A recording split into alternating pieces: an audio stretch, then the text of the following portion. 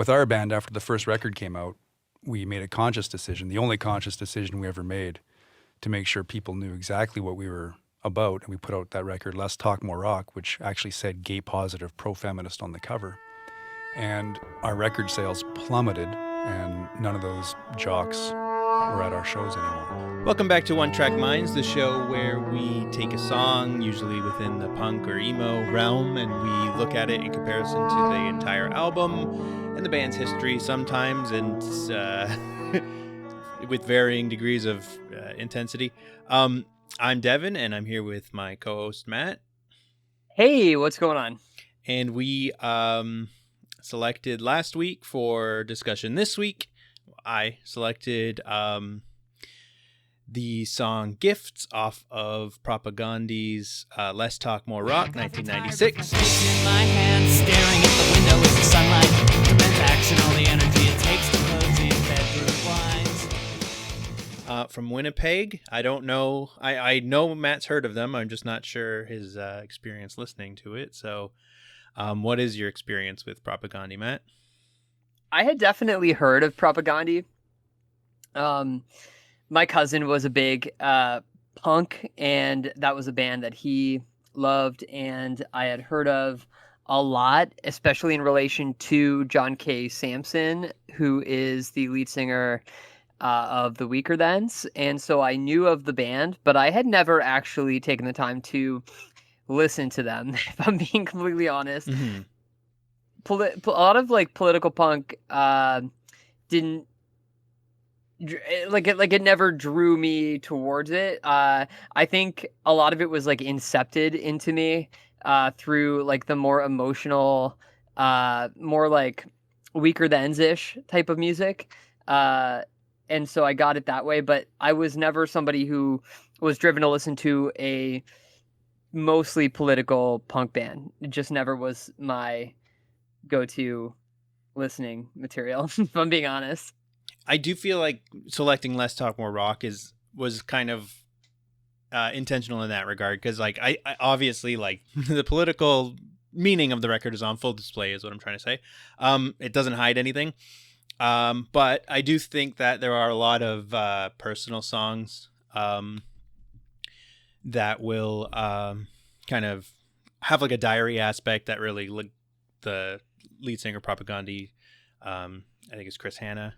There's a lot of personal songs that I think I'm going to assume, hopefully, you liked, and I want to hear what you thought about them if this was your first time listening to the record. But I purposely chose Gifts because it's a great song, and it's kind of like, at the very least, I give you the gift of another Weakerthans song that you may never have heard. So yeah, and I do have a lot of thoughts.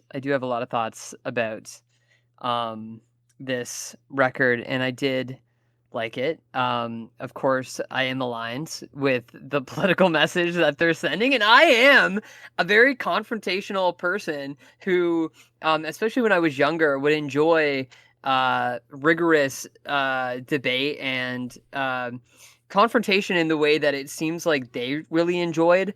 And I love the story of this record, Less Talk, More Rock, because this is their, I guess, second full-length record.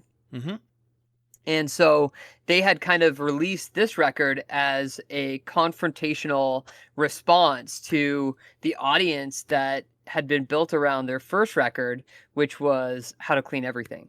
Yeah, they were saying, like, I don't know if you watched the Q interview with Chris Hanna. Did you watch that? I watched half of it. Yeah. So same. I watched what pertained to our discussion, and Right. How to Clean Everything, I guess appealed to, like, the skate punk, no effects kind of crowd, and then Less Talk, More Rock was kind of just a direct FU to those people. And they said that the record sales plummeted, but when on the interview I watched, when he said that, he said it with a smile, and yeah, he said it was good for us, and he seemed so happy. I mean, I can relate to that lack of, or that like kind of apathy to like commercial success. Like for me, for my own personal like projects, I am more interested in like speaking to my values and what I believe in, and like I think I would care less about how many people were following me. If I had like an audience that I completely disagreed with, I would also try to get rid of them. Oh, absolutely. Yes, I think that it's a great point, and I just watched that interview, waiting just here, like at my computer, just because I was like, oh, is there anything relevant that Chris Hanna talked about? Let's Talk More Rock, and surprisingly, nothing from the '90s. I don't know if you had any more luck. I couldn't quite find any interviews from the time, but Victory Lap, I guess, which was like a later Propagandy album, he did a lot of interviews and periodically would talk about 1996 and Let's Talk More Rock. So I learned a little bit on that, and it was on Fat Records, which is NoFX's record label.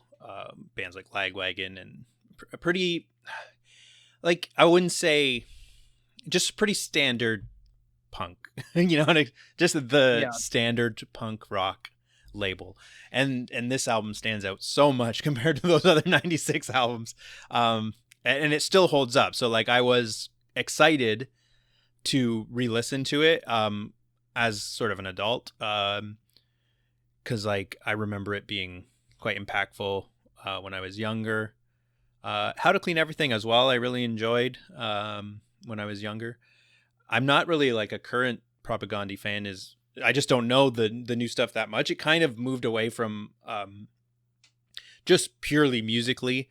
It sidestepped to like just something that I'm less drawn towards. The home of the brave, the step into war, the border was in vain. Faces, palm faces paled, as the wall they said would make them great could not be scaled. But I do find that that's typically the case, is that bands become less, like, the music is not as good as bands age. I feel like you almost never see a band get better with age. It's interesting because there is like I know people who are Propagandy fans and they will not listen to the first two records.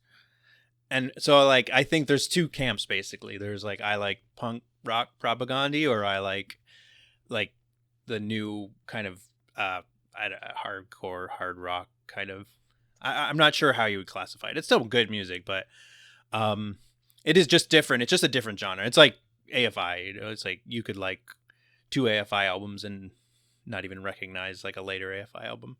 So sure, there's just or that like evolution. Weezer. Yeah. The first two records are like impeachably good, and then everything else is awful. Yeah. So but I just there are want to say people that that love that record. Yeah, They love exactly. the later stuff. Yeah, I would say that. Yeah, the new Propaganda stuff by no means is awful in any way. It's just No. a different genre. It is just a different genre of music.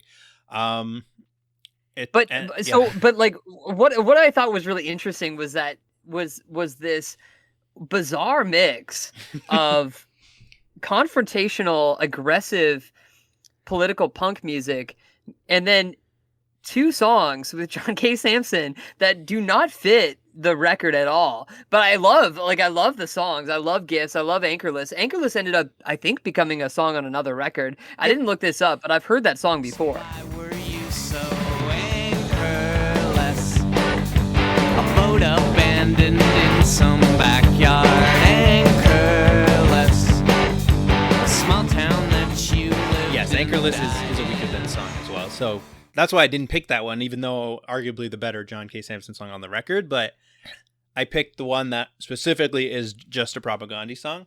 And there's this weird cadence to the album where you get like these Chris Hanna songs that are like super autobiographical, usually about maybe like his experience with sexuality or politics. And then you get every once in a while you get this John K. Samson song that's like just pure emo. And then you get like this third kind of song that is a more like aggressive, kind of a hint to what is coming in the future of Propagandy, I think. Yeah. The Only Good Fascist is a very dead fascist. The Gifts going into that song is like quite like a journey if you're not ready for it.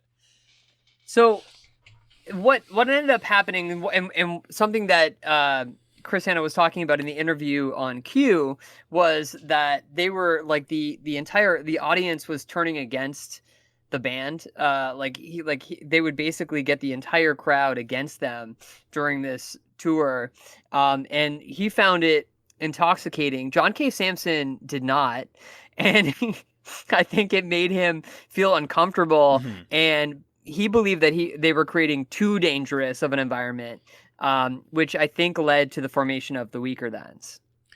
Yeah, I'm not too sure. It led to him leaving the band. Did you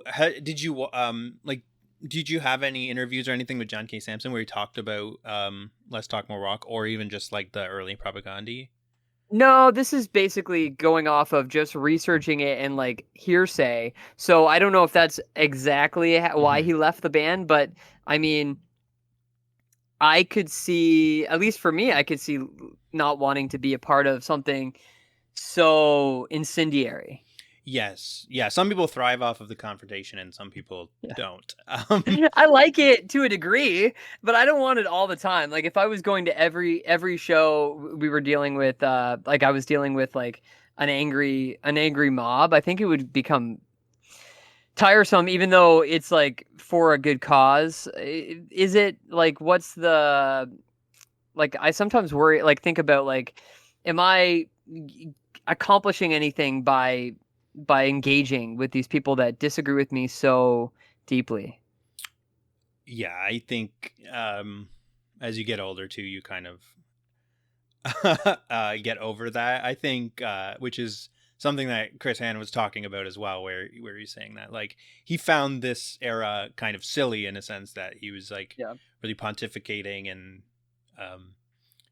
just going off politically at shows and really voicing like all this new stuff he was discovering about the world and himself. And as you get older, I think there's just a little bit more space to breathe and not everything seems like how do you believe this like shaped you in terms of your worldview, this record? Well, that's a good point, because like when I selected it, I did say that this album for me in some way represents what it feels like in a way to be a Canadian politically.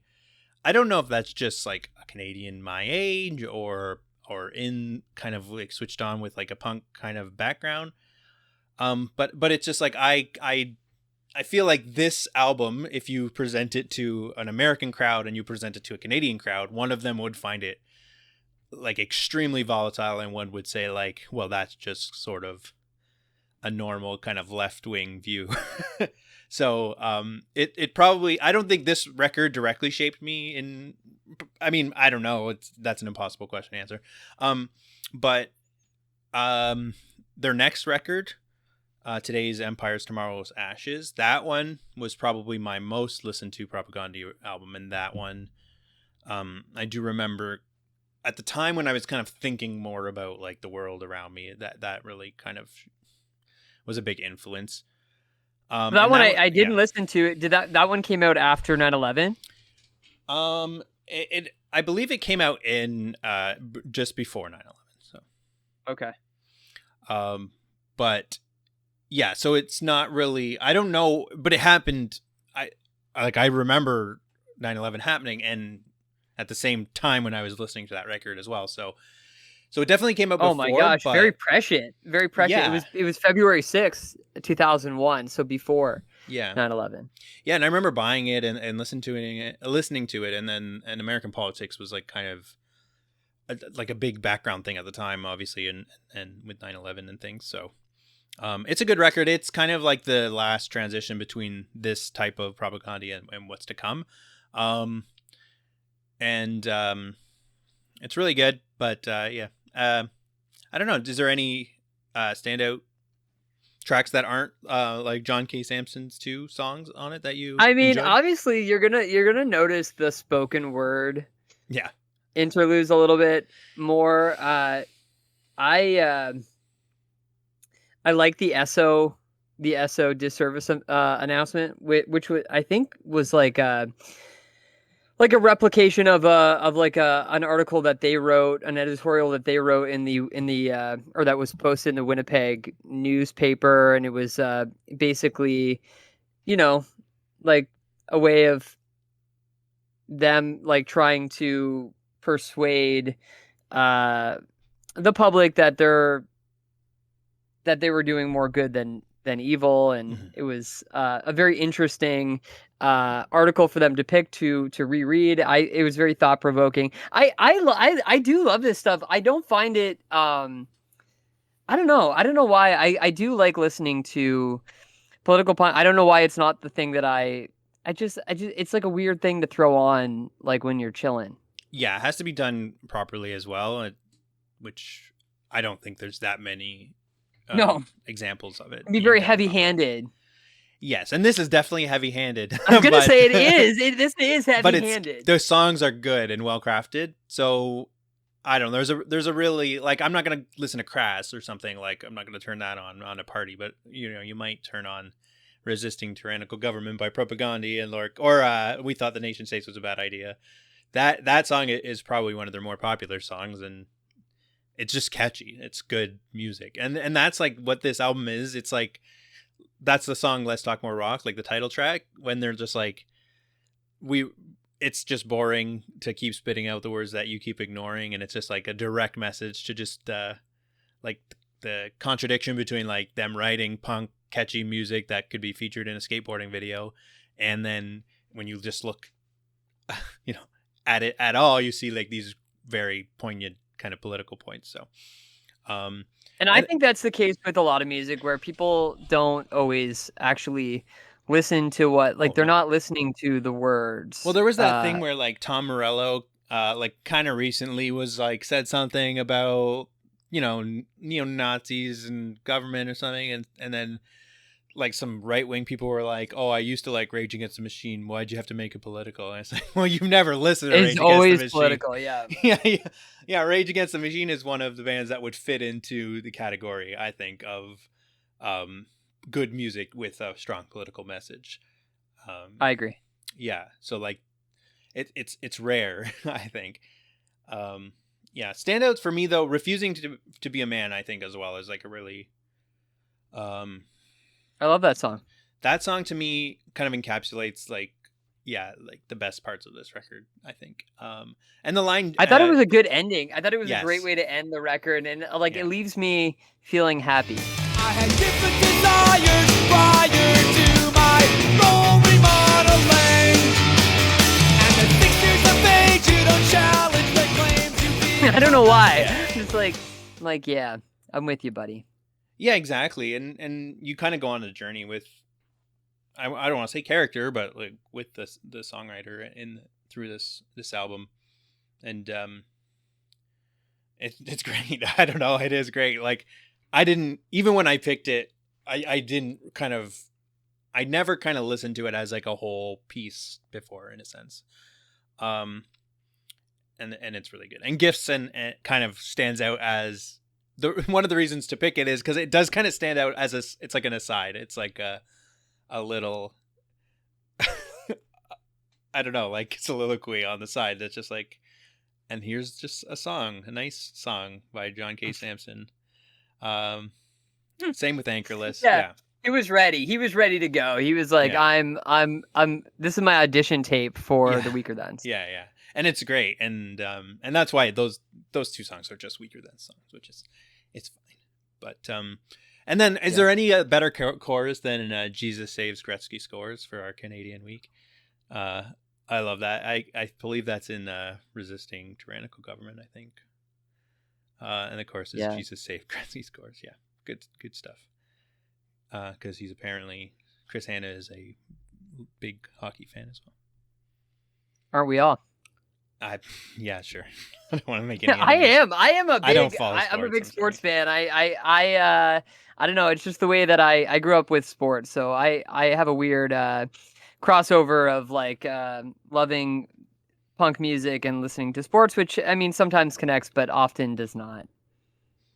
So yeah, I don't know if you have anything that you've other facts or anything that you found out. I all I did was really listen to the album and watch that one interview, so I apologize. Well, I thought that interview was extremely enlightening. Yeah, he seems like a great. I mean, like I have never really, I didn't really know much about Chris Hanna like as a person or watching interviews of his. So I thought it was interesting, and it might be something I go back to kind of seek out just to see some more motivations of like this band, which is really interesting, and it might lead me into kind of maybe giving the later stuff another shot. I'm willing to listen to it. I'm intrigued. I think we didn't really talk about the record cover where they literally wrote animal friendly, anti-fascist, gay positive, pro-feminist on the cover with a picture of the 1984 Calgary Stampede. I thought was very, again, confrontational, very clearly delineating where they stood. Yeah, like a disclaimer. Politically. Yeah. Like, just don't buy it. Yeah. Right off the bat, if you're going to be triggered by any of these types of messaging, which is great. Yeah. Completely in contrast with other albums that came out around the same time. Like, I'm thinking, like, I listened like Dude Ranch, like by Blink, and like things like that. It's like where like being gay was just a joke, right? And to have this come out around the same time is very progressive. It makes me, that's kind of like what I mean. Like, it's like a proud, like, it makes me proud to, like, I don't know, be a part of a culture that has this type of art represented. Yeah. Yeah. And, I was listening to a podcast on Blink-182, and they were talking about how like they were not part of the outsiders. They were like in Southern California, they were like the cool kids. Like those were they were the like the bros. Yeah, Except totally. Mark Hoppus like the Cure, but I mean they were like not part of the outsider group that like I think speaks more to me anyways.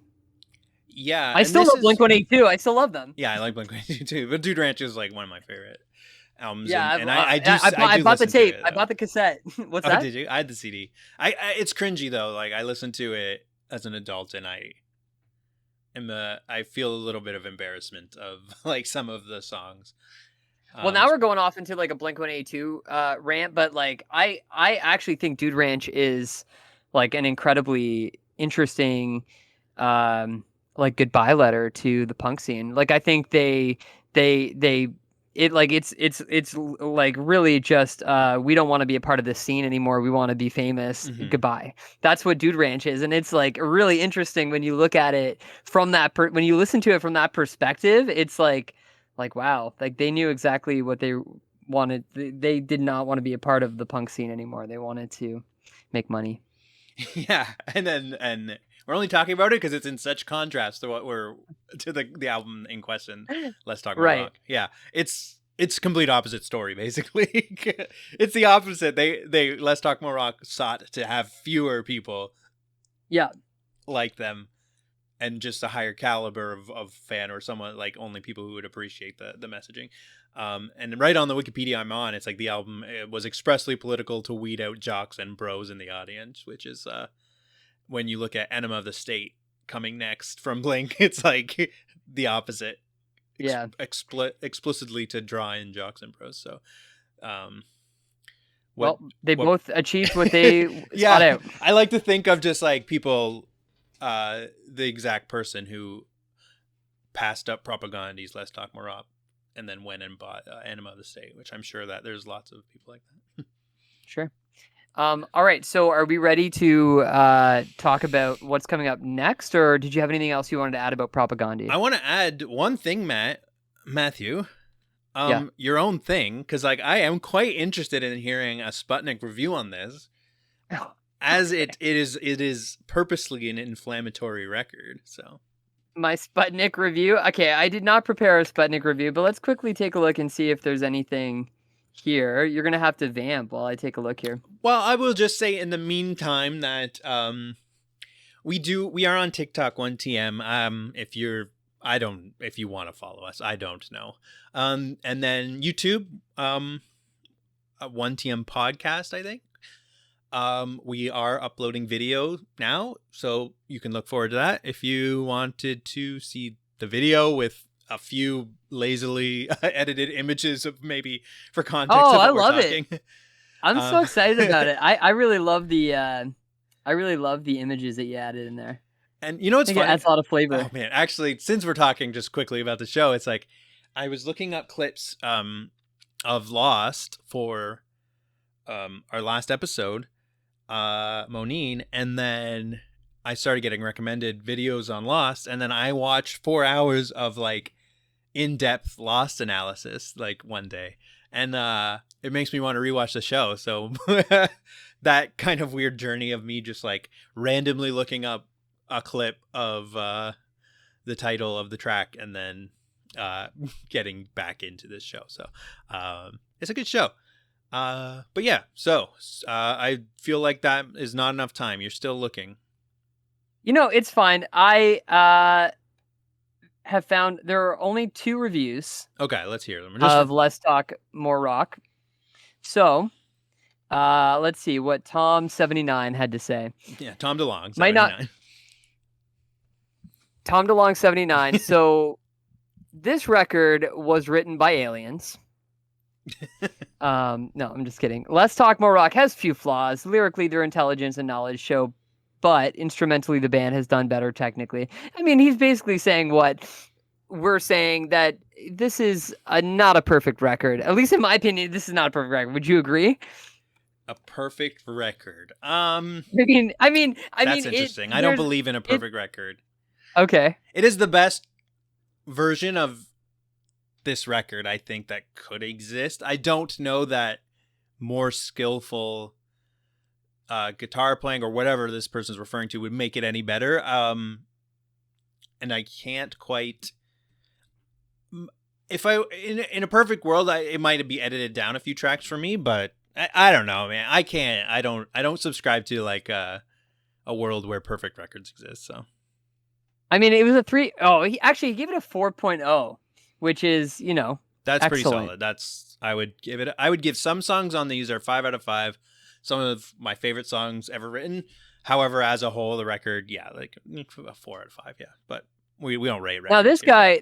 guy, Smokers Die Younger, a very interesting username. He has mixed feelings about the record. Okay. In some ways, he wants to give it a superb rating, and in other ways, I want to give it an average. Some brilliant messages, some weak messages within, as well as some powerful music and some weak music. Oh, nice. Oh, yeah. I mean, that's basically where I land, if I'm being completely honest. Like, there's some real strength that really, like, excited me, and the songs that we talked about, especially the John K. Samson songs, of course, I love. Yes. Intentionally, I picked those. I knew that, like I said, that was my ticket in. And even if you dislike this record and you want to talk shit about it, I knew that, like, song 10, Gifts, that was a given of something you would at least enjoy, which to me is like perfect for this format of the show, like where we're taking the one track and then contrasting it, because it is different enough to actually have a good conversation around it.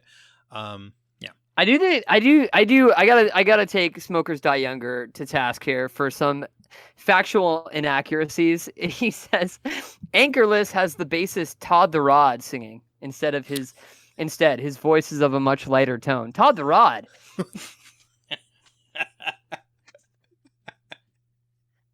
What's your favorite Todd the Rod song? I love the last. I love them all. Yeah. Todd the Rod also left the band to create his own side project, but that is all I've got from Sputnik. Is there an actual Todd the Rod? Is that? Hang on, I'm really gonna quickly look because I think that is. A member of the band? That will become a member of the band, maybe, called Todd. Hard to say. Get at us in the comments if you know if you are well versed in the complete lineup of Propagandahi over the years, which we are not. And we don't do enough research on this show, so no problem. I think we do fine. Yeah. We do need Amanda to write us more of a Google Doc, but I Yeah, think we did exactly. fine. We watched half of an interview. I did watch half of an interview. I made it to 17 minutes in, and then Incredible. it became pretty just irrelevant to our discussion. Yeah. So I didn't want to fill my brain too much with. Okay, I am gonna have to get out of here because I got to go pick up my son from baseball camp. So I am ready to give you the next song if you're ready. Yeah, of course. Yeah. What is it, Matt? The next song that we are going to be discussing for Canada Month is "The Coast" by Pup. From the record, "The Dream Is Over." Well, look forward to that next week then, everybody, and thank you for listening. Like I said, YouTube, Spotify, Apple Podcasts, wherever. Search 1TM, and hopefully you find us. That's it for us. So thank you. Alrighty, okay, bye.